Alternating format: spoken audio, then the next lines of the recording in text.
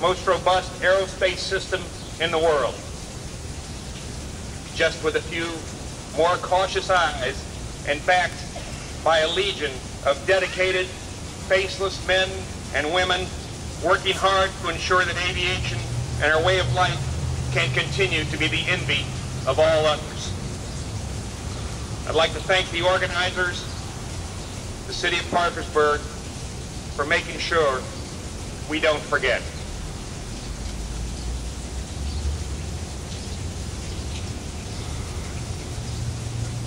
Thank you, Jerry. We have two of our mayors here.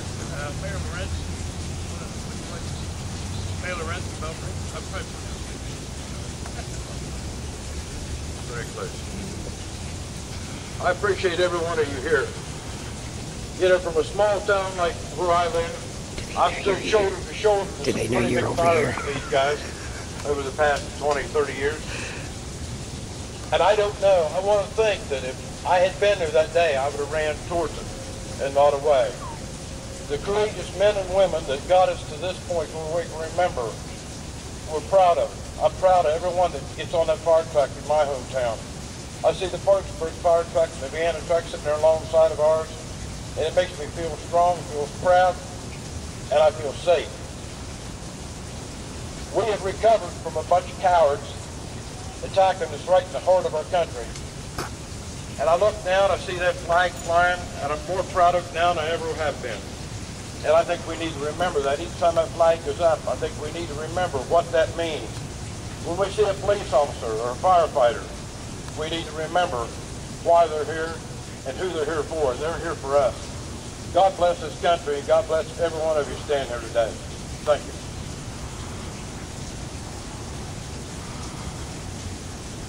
Thank you, Mayor. And now we'd like to hear from Mayor Newell, Mayor Parker. As we stand here at this very moment, there's literally thousands of ceremonies just like this going on across the country.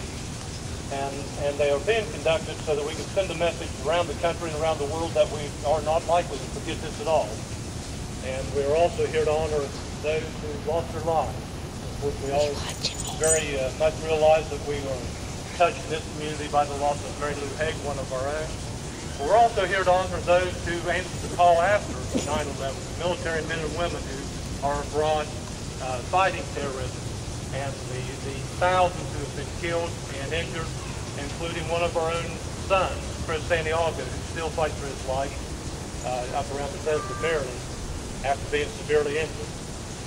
But also we're here today at this particular moment to honor the first responders. You know, when I first arrived here, I was asked how it made me feel to see the mayor of Belfry here, to see the mayor of Vienna here as well, to see fire departments from all the cities and law enforcement. And it makes me feel a little bit reassured because, and I want to reassure everybody here that when something does happen, there are no boundaries, there are no rivers, there are no political boundaries. If something happens anywhere in this Mid-Ohio Valley, there will be literally hundreds of law enforcement, hundreds of firefighters, hundreds of medical personnel answering that call. And that's a pledge that you have from the area mayors. We have a strong coalition, a strong cooperation, and we are here to respond in the event of any kind of tragedy that happens in the past. But more importantly, we do honor those who answer those calls, the ones who do lose their lives, not just in big tragedies like this, but the firefighters and police officers who every day around this country are still the line of duty. Thank you. Thank you, Mayor. I want to close with just a few brief comments. Since the very first 9/11 remembrance that we've had, that I've had the honor of speaking at, I've tried to leave people with these words, and I try to live my life just like this. 9/11 taught us that as firefighters, as police officers, military, EMS workers, and as civilians, that you don't know whether you're coming home.